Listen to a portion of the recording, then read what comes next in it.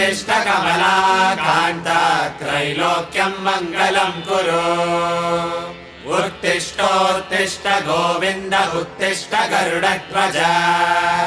उत्तिष्ठ कमलाकान्त त्रैलोक्यं मङ्गलं कुरु मादः समस्त जगतां मधुकैटभारे वक्षो विहारिणि मनोहर दिव्यमूर्ते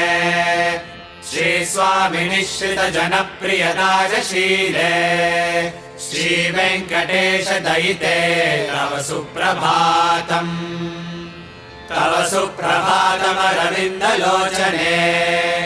भवतु प्रसन्नमुखचन्द्रमण्डले विधिशङ्करेन्द्रमनिताभिरर्चिते वृषशैलनाथदयिते दयानिधे अर्त्यादिसप्तर्षयः समुपास्य सन्ध्या आकाश सिन्धुकमलानि मनोहराणि आदाय पादयुगमर्चयितुम् प्रपन्नाः